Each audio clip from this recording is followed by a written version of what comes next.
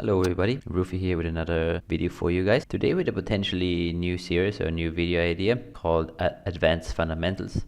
And the idea is that in a lot of my play and explain videos, I was always been playing Microstakes and talking about very simple strategies, how to beat the micros and win there. But in today's video, the idea is to maybe move a little bit beyond that and ask the question, well, how do I actually escape and get out of the micros? I know a lot of you guys out there and a lot of my students also, they're playing maybe 25 NL, 15 NL shot taking, trying to make that step out of the micros to low and mid stakes.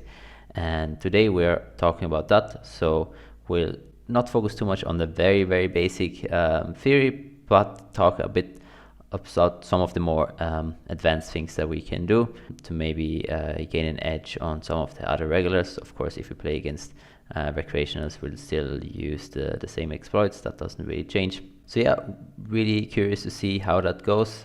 New idea.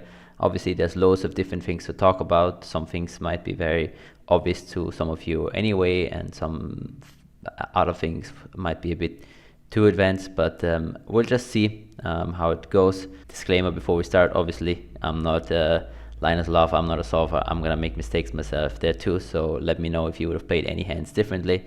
And with that being said, let's get into it. Hello everyone, ValueHeavy Peter and his cat here with a quick announcement. At the end of October, we'll be doing 5 group coaching sessions with Rufi about single race spots. It's again gonna be only 99 euros, so really good bargain. If you're interested, make sure to join our Discord, link down below. Send a message to me or Rufi if you want more information, if you want to reserve a spot. Everything you can do on the Discord, again, link down below. Back to the video, have fun. I thought a good stake might be rush&cash 100. It's kind of the stake that you normally move up to. As always, I'd recommend you guys to play normal tables, not really rush&cash or any Zoom formats, as there your win rate will usually be higher, but for the sake of recording, I think it's fine. Just when I started, I got it in kings against ace king. That's why you can see him up a stack already on one of the blinds. Got lucky there. Yeah, hopefully you can get even some spots where maybe we play a bit deeper, which is definitely something that a lot of the guys haven't studied. And as always, we'll play aggressive. We'll try to get in the mix. As we do here, facing a min open with a potential recreational behind. Even though it's not that deep, I think calling pocket 4 is fine. Again, we're deep here. So we want to play some calling ranges. We have a recreational behind. I think that's a good spot. They normally don't squeeze enough, but when he does squeeze with such tight stats, together with the fact that he is a short stack, I think we just have to fold here. Let's see, a lot of the idea here is also then, if you play against other regulars, by studying the game maybe a bit better than they do, you can take them into lines or use sizings or use lines that they're not as familiar with. Ace 3, even against the min open, I think we still have to fold, especially with this rake structure. Jack 10, here depends a lot on how aggressive they are with 3-winning behind us. People seem fairly solid here, so I'm not going to open this. The V of those hands goes down a lot, like Jack 10 also if they have to play multi-way out of position. Obviously against a 3-bet they have to fold, so we really want to make sure that the people are quite tight behind us before we open, before we expand our open raising range too wide. Queens on table 2, we're going to 3-bet.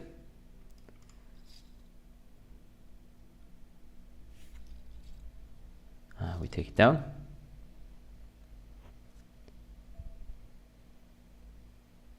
Ace 2 suited, we can open. And we get pocket kings on the other table. We see a limp from what looks like a recreational. Just going to ISO here to about 4 blinds.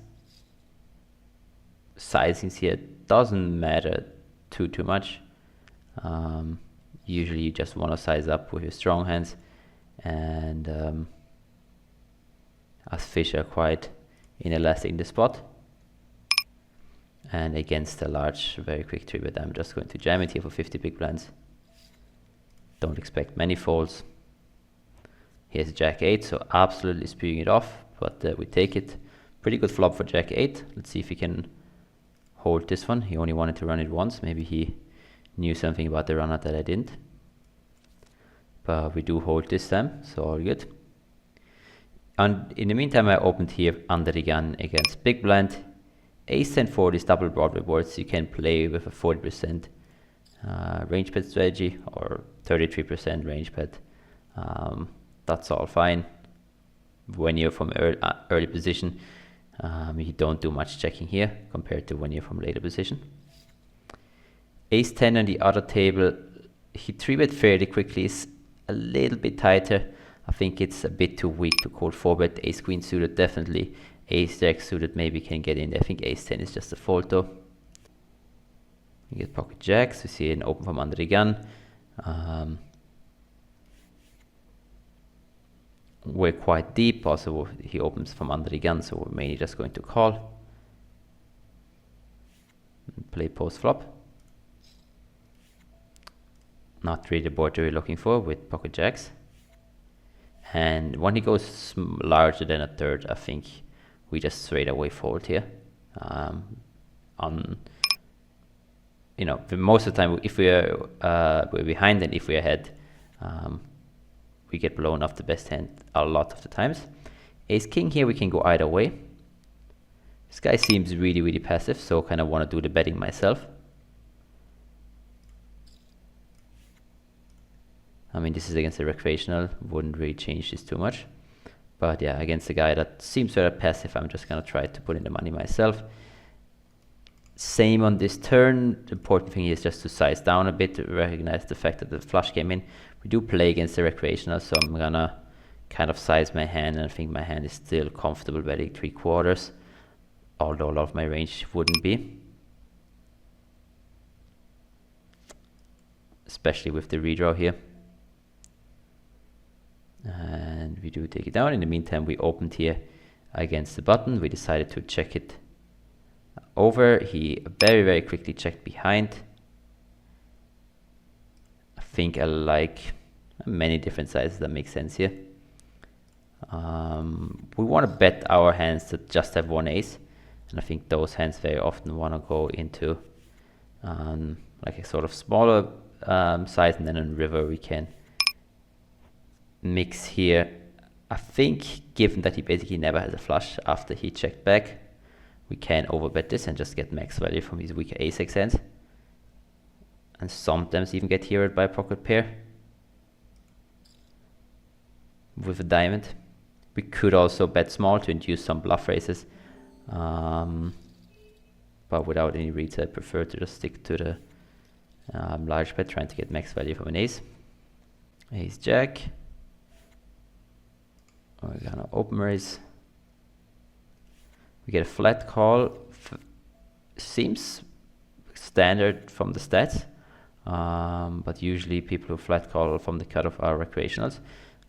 Most boards, we're just gonna check our range over the preflop call, especially if they call from the cutoff, which should be even a stronger range than the button. And against a pot size, more likely to be recreational now. You obviously have a very, very easy fold. He smashes this board. 9 6s, ace queen are, you know, very common hands in his flat calling range. And similar spot here. This time we do, however, flop the set. We'll still check it over to our friend there on table 1.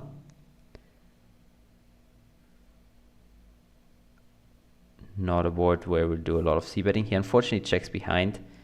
I think now I want to start betting my kings, queens, and they would all very much go into block bet. So I think 6s make sense in there. We could also go for another check, hoping he bluffs. We unblock kind of the hands that he would check behind. Don't mind either option between checking and block betting. Fortunately, we do just take it down. 9-8. We have a tight recreation, very, very tight recreation in the big blind. I don't think it's worth it flatting this hand. 100 big blinds deep with that rake structure. There's not that much. If this guy were a weaker recreational, I think flatting makes sense. But this guy seems really, really tight. I don't think we're gonna get his stack, you know, if we flop a 2-pair or a straight or a flush there. 9-8, this guy 3-bets 11%, seems to be solid enough. I think we just let this one go. Queen 3, ace 3, however, will open raise. Same with the king 10, and jack 10 is just a fold. Pocket 3s. These people seem somewhat tight in the blind. This guy seems to be a tight recreational. I don't mind open raising this one here. Get a flat call from a very, very tight looking recreational. And on table right we will 3-bet. On table 2, sorry. Should have actually gone a little bit bigger given how deep we are. Gonna start with a check with the pocket 3s. And facing the small bet, I don't think we can fold yet. The question is, do we ever bluff raise pocket 3s? I don't think so. I think hands like if ace queen, diamonds, 5, 6, 7, 6 should be better here. And then in turn we just have to fold.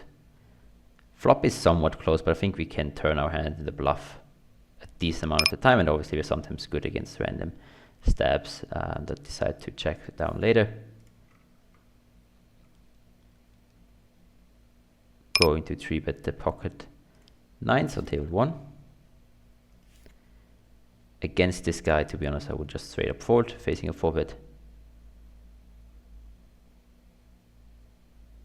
And these splash pots are really, really interesting as I do normally play regular tables, so I'm not too familiar with the ideal strategy here. The normal open raise seems weakish. Not sure if we rather overcall here. I think probably just overcalling and playing a lot of hands, hoping that people behind us aren't aggressive enough.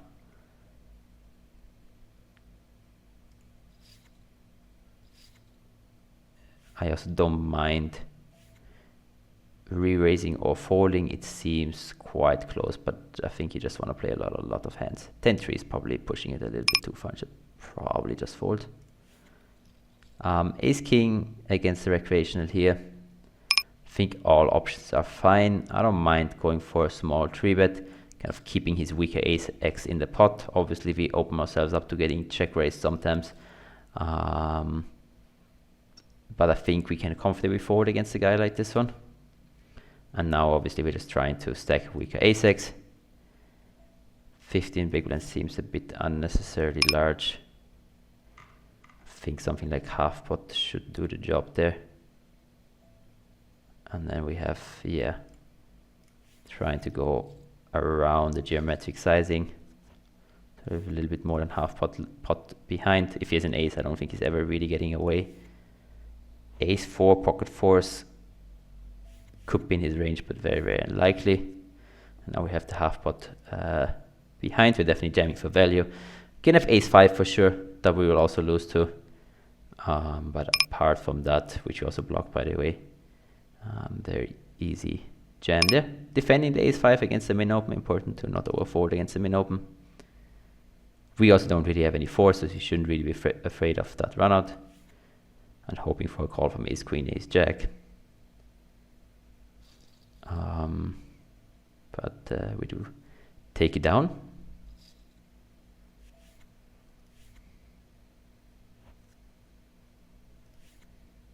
Jack 9, we have a weaker play in the big blind, and the tight guy behind us, we're definitely going to open raise this. Unfortunately, we don't get the chance to.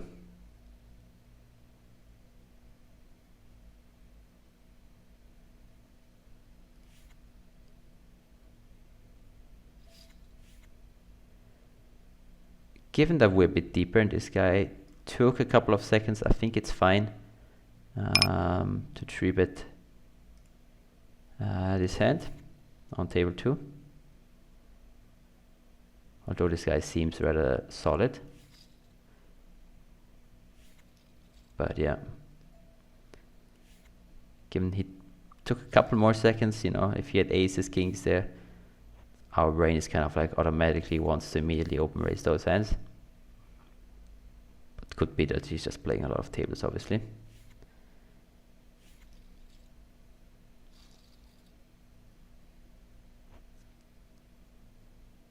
Nine eight with a recreation and a big blind. At least a short stack, but he seems quite solid. So again, I don't think this is the greatest spot to flat here. This guy also seems rather solid, bit loose actually. Yeah, I think I'm just going to fold again. Wouldn't blame you if you want to call there. I think with the generally high rake at these lower stakes, just playing a bit tighter pre-flop is usually a good approach, especially when it comes to, you know, calling. No real sample on this guy. He is a recreational though, so I don't mind exploratively opening smaller with a wider range. And then obviously a very, very good board to start out with a small c-bet. Queen 8 against the min open. I think we also have to defend. Although again, with this rake structure, it's a bit closer. A really good board for the pre-flop aggressor. We can't really do anything here other than just folding.